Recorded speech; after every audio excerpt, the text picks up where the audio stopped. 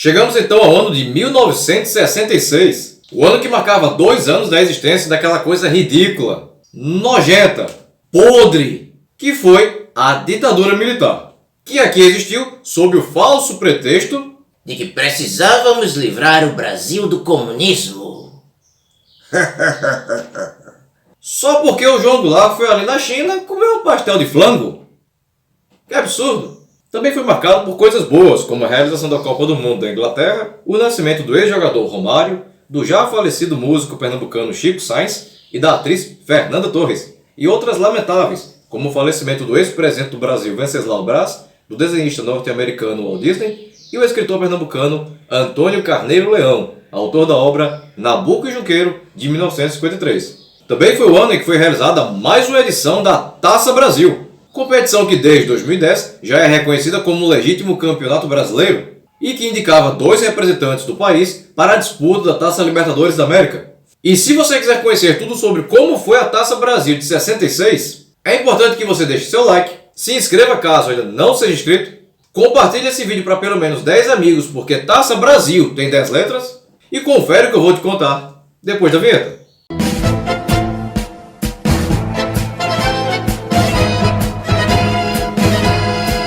Se você vem acompanhando a playlist neste canal sobre a Taça Brasil, você deve estar cabeludo de saber que o Bahia ganhou a primeira edição em 1959 e que depois o Santos puxou um pentacampeonato seguido. Essa sequência santista parou justamente em 1966, quando o título ficou nas mãos do Cruzeiro, que faturaria ali o seu primeiro título nacional. A competição era disputada em mata-mata. Porém, equipes de estados mais benquistos pela CBF já entravam mais perto das finais. O então campeão brasileiro Santos e o campeão carioca, que era o Fluminense, já entravam nas semifinais, enquanto que o vice-campeão paulista, que foi o Palmeiras, já entrava nas quartas. O Cruzeiro, campeão da Taça Brasil de 1966, era treinado por Ailton Moreira, vindo do Atlético Mineiro, e que teve como último trabalho o de auxiliar técnico no próprio Cruzeiro em 1975. E tinha no elenco o goleiro Raul, vindo do São Paulo, e que encerrou em 1983 no Flamengo, os defensores Pedro Paulo, vindo da base, e que encerrou em 1975 no Atlético Paranaense,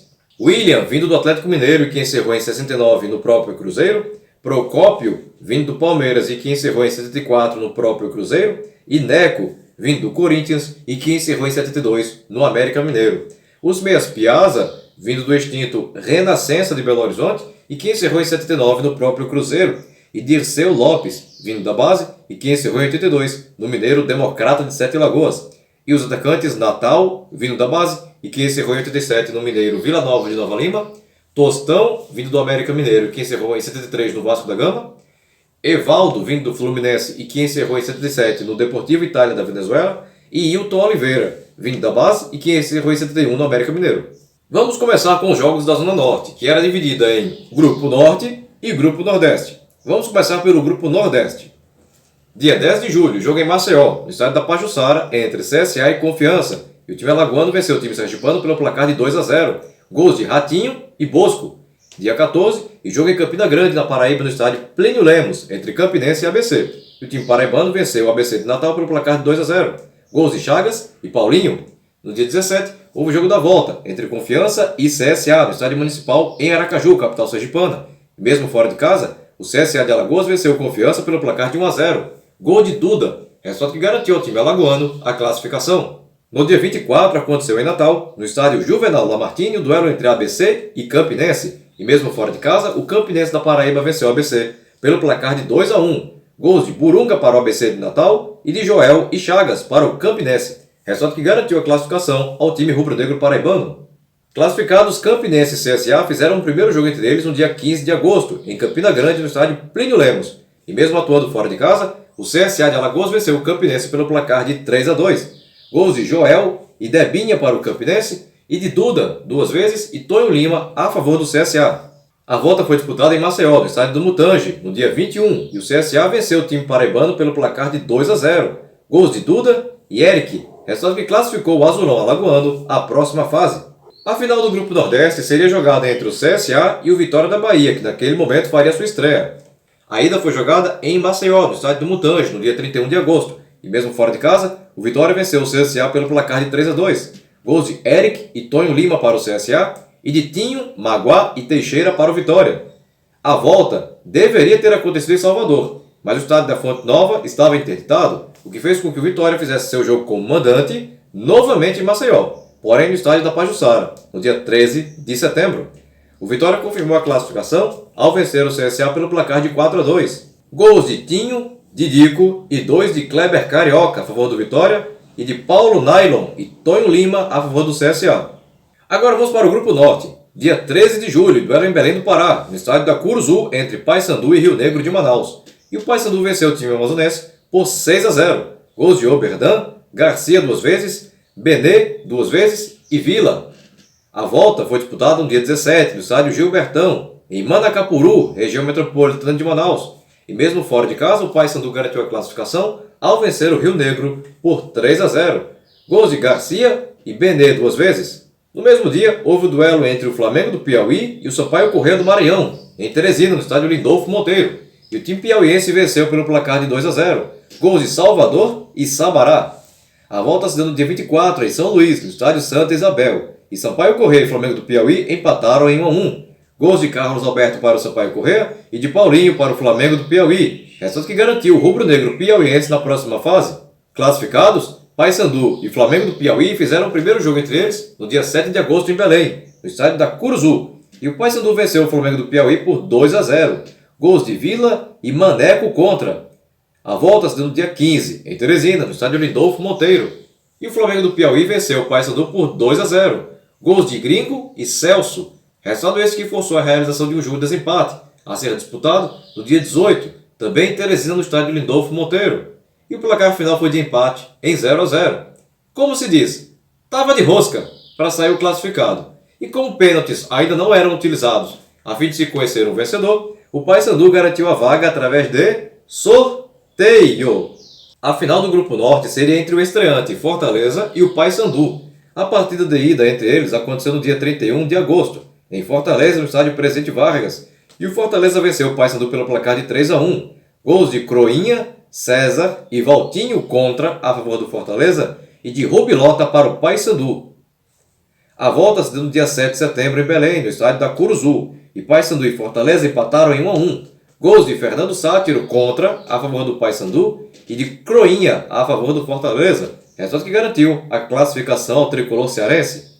A final da Zona Norte seria entre o Náutico e quem passasse do duelo entre os campeões dos grupos Norte e Nordeste, que foram respectivamente o Fortaleza e o Vitória. Primeiro duelo entre os Leões do Pici e da Barra aconteceu no dia 20 de setembro em Fortaleza, no estádio Presidente Vargas. E o placar final foi de empate em 1-1. Gols de César para o Fortaleza e de Alencar para o Vitória. A volta foi disputada no dia 23, novamente em Fortaleza, no estádio Presidente Vargas, devido à interdição da Fonte Nova. E o Vitória venceu o Fortaleza por 4-0. Gols de Tinho, Jorge Bassu 2 vezes e Didico, resultado que garantiu ao time baiano vaga na final da zona diante do Náutico. O primeiro jogo entre pernambucanos e baianos aconteceu no dia 28 de setembro em Recife, no estádio dos Aflitos. E o Náutico venceu o Vitória pelo placar de 3-0. Gols de Bita, Aloísio Costa e Tinho contra. A volta se deu no dia 5 de outubro, novamente em Recife, devido à interdição da Fonte Nova, porém, no estádio da Ilha do Retiro. E o Náutico venceu o Vitória pelo placar de 3-2.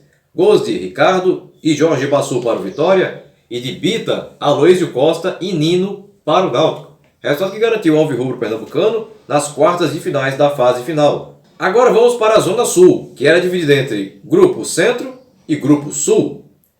Vamos começar pelo Grupo Centro.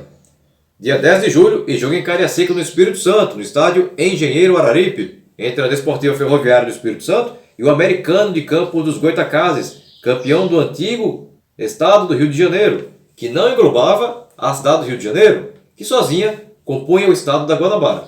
E o placar foi de empate em 2-2. Gols de Bezerra e Maurélio para a Desportiva e de Geraldo Braz e Paulo Roberto a favor do Americano. No dia 13, houve o jogo de ida entre o Rabelo, então campeão do Campeonato Metropolitano de Brasília, e o Anápolis, então campeão do estado de Goiás, no estádio Pelezão, em Brasília. E o Rabelo venceu o Anápolis pelo placar de 2-0. 2 gols de Zezé. A volta entre Americano de Campos e Desportiva Ferroviária foi jogada em Campos dos Goitacazes, no estádio Godofredo Cruz, no dia 17. e o Americano confirmou a classificação ao bater a Desportiva do Espírito Santo pelo placar de 3-0. Gols de Paulo Roberto e 2 de Jesse. O segundo jogo entre Anápolis e Rabelo de Brasília foi disputado no dia 20, em Anápolis, no interior de Goiás, no estádio Jonas Duarte, e o Anápolis venceu pelo placar de 1-0, gol de Zezão. Resultado que forçou a realização de um jogo de desempate, a ser jogado em Goiânia, no estádio Pedro Ludovico, no dia 14, e o Anápolis confirmou a classificação ao vencer o Rabelo por 4-1, gols de Ildel 2 vezes e Zezito 2 vezes, a favor do Anápolis, e de Arnaldo, a favor do Rabelo. Classificados, Anápolis e Americano fizeram o primeiro jogo entre eles no dia 23 de agosto, em Anápolis, no estádio Jonas Duarte, e o tricolor do interior de Goiás venceu o Americano por 2-0, gols de Diamante e Eudécio. A volta foi disputada no dia 28, em Campos dos Goitacazes, no Rio de Janeiro, no estádio Ari de Oliveira e Souza, e o Americano venceu o Anápolis por 2-1, gols de Paulo Roberto e Jesse, a favor do Americano, e de Parrilha, a favor do Anápolis, resultado que forçou a realização de um jogo de desempate, que ocorreu em Campos, novamente, no estádio Ari de Oliveira e Souza, no dia 30. E então o Americano confirmou a classificação ao bater o Anápolis pelo placar de 3-2. Gols de Geraldo Braz 2 vezes e Jesse para o Americano, e de Zezão e Parrilha a favor do Anápolis. As finais do Grupo Centro seriam disputadas entre o Americano de Campos e o Cruzeiro, que ali faria sua estreia. O primeiro jogo entre eles se deu no dia 7 de setembro em Campos dos Goitacazes, no estádio Ari de Oliveira e Souza, e mesmo fora de casa o Cruzeiro venceu o Americano pelo placar de 4-0. Gols de Tostão, Natal, Zé Carlos e Evaldo. A volta foi disputada em Belo Horizonte, no dia 14, no estádio do Mineirão. E o Cruzeiro confirmou a classificação ao bater o Americano pelo placar de 6-1. Gols de Evaldo 2 vezes, Marco Antônio 2 vezes, Zé Carlos e Zé Alcino contra, a favor do Cruzeiro, e de Paulo Roberto, a favor do Americano. Agora vamos para o Grupo Sul. Dia 10 de julho, jogo na cidade catarinense de Lages, entre o Internacional de Lages, então campeão do Campeonato de Santa Catarina, e o extinto Ferroviário de Curitiba, então campeão do estado do Paraná, no estádio Vidal Ramos Júnior. E o placar foi de empate em 3-3. Gols de Puskas 2 vezes e Roberto Caramuru, a favor do Internacional de Lages, e de Paulo Vecchio, Humberto Mascarenhas e Padreco, a favor do Ferroviário. A volta foi disputada no dia 17, em Curitiba, no estádio da Vila Capanema, e o Ferroviário de Curitiba confirmou a classificação ao bater o Internacional de Lages pelo placar de 2-0. Gols de Humberto Mascarenhas e Albino. A final do Grupo Sul foi disputada entre o Ferroviário do Paraná e o Grêmio, que ali faria sua estreia. O primeiro duelo entre essas equipes aconteceu no dia 17 de agosto, em Curitiba, no estádio da Vila Capanema, e Ferroviário e Grêmio ficaram empatados em 0-0. A volta foi disputada em Porto Alegre, no Estádio Olímpico, no dia 3 de setembro, e o Grêmio confirmou a classificação ao bater o Ferroviário de Curitiba pelo placar de 3-0. Gols de Alcindo 2 vezes e Sérgio Lopes. A decisão da Zona Sul foi entre o campeão do Grupo Centro, que foi o Cruzeiro, e o campeão do Grupo Sul, que foi o Grêmio.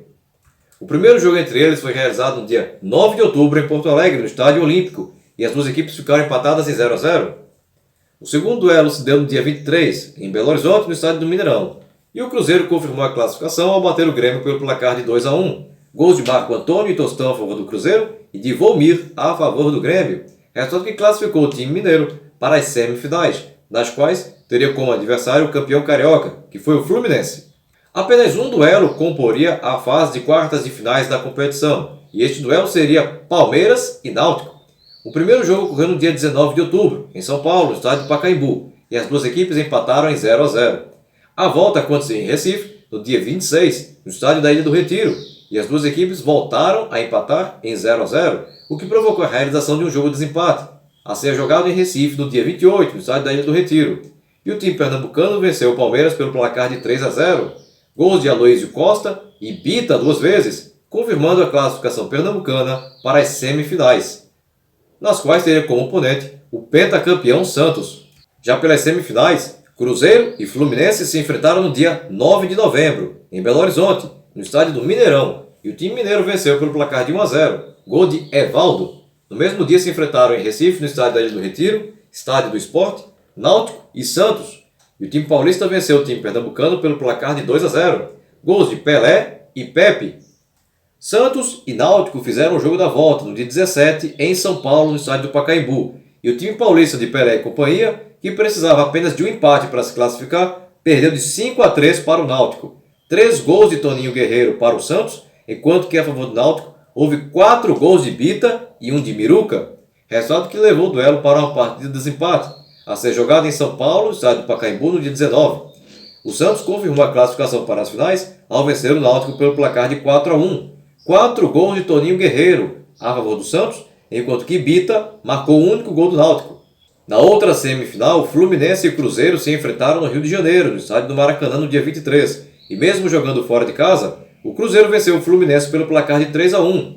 Gols de Piazza contra a favor do Fluminense e de Evaldo 2 vezes e Dalmar a favor do Cruzeiro, se garantindo assim para fazer as finais da Taça Brasil diante do Santos. O primeiro jogo das finais aconteceu no dia 30 de novembro, em Belo Horizonte, no estádio do Mineirão, e o Cruzeiro goleou o Santos pelo placar de 6-2. Gols de Natal, Dirceu Lopes 3 vezes, Tostão e Zé Carlos contra a favor do Cruzeiro e 2 de Toninho Guerreiro a favor do Santos. A volta aconteceu no dia 7 de dezembro, em São Paulo, no estádio do Pacaembu. E mesmo fora de casa, o Cruzeiro venceu o Santos pelo placar de 3-2. Gols de Pelé e Toninho Guerreiro a favor do Santos e de Tostão, Dirceu Lopes e Natal a favor do Cruzeiro, garantindo assim o fim da hegemonia santista na competição e o primeiro título de campeão brasileiro para o Cruzeiro. O Cruzeiro foi campeão da Taça Brasil de 1966, com Raul no gol, Pedro Paulo, William, Procópio e Neco na defesa, Piazza e Dirceu Lopes no meio campo, Natal, Tostão, Evaldo e Hilton Oliveira no ataque. E se tu chegou até aqui e tu ainda não é inscrito no canal, aproveita agora a oportunidade, clica aqui embaixo no botão inscreva-se, não esquece de ativar o sininho e se você gostou desse vídeo, deixa aquele super like motivacional agora no final, beleza? Bem pessoal, por hoje é só e até o próximo vídeo. Tchau!